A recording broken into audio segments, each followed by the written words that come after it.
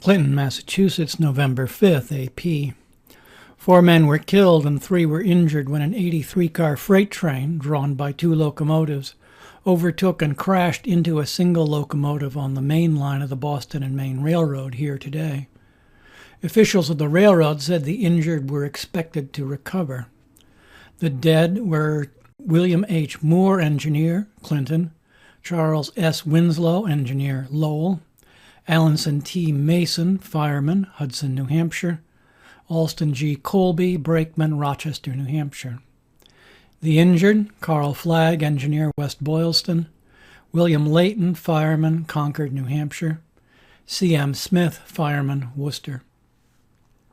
The accident occurred as a single locomotive pulled out on the main line en route to the depot to take on water before picking up a passenger train.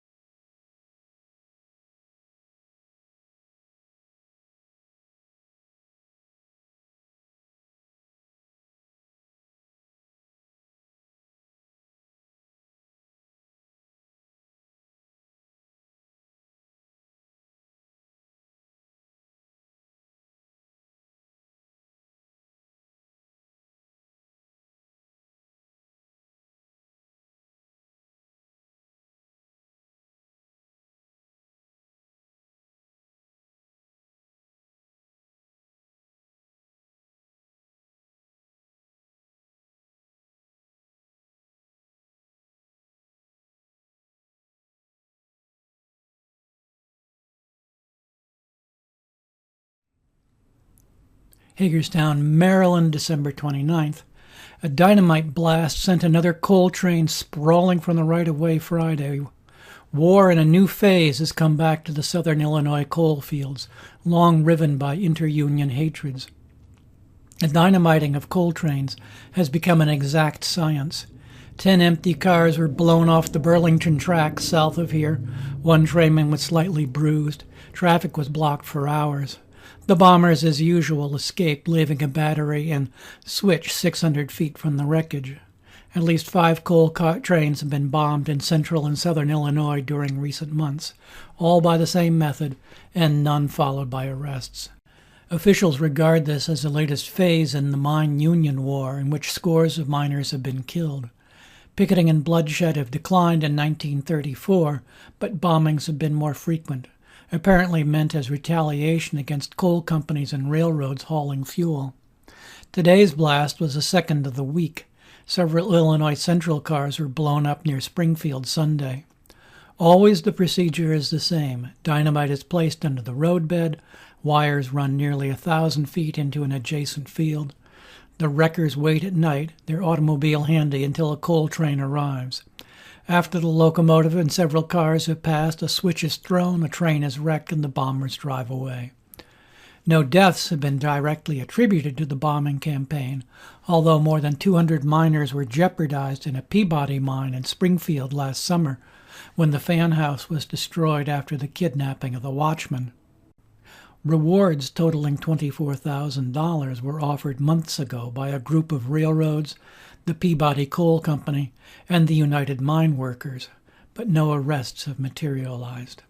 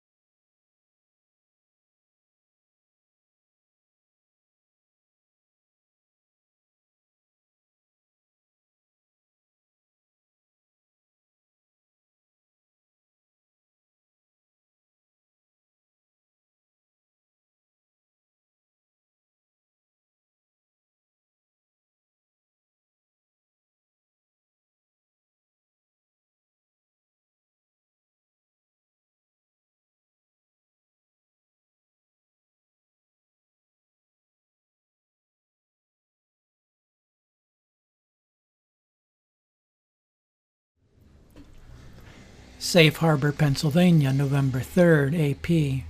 One man was killed and 120,000 gallons of gasoline and fuel oil became a blazing inferno, visible for 20 miles, when a Pennsylvania Railroad freight train hit a rock slide just east of this Lancaster County town early this morning. A railroad spokesman said the victim was Marlon P. Frey of Millerstown, Pennsylvania, a fireman on the freight, who either jumped or was thrown from the locomotive as it overturned. A high-tension wire fell across his body, but whether it caused his death was not known because his body was consumed in the fire. All other members of the crew escaped unhurt.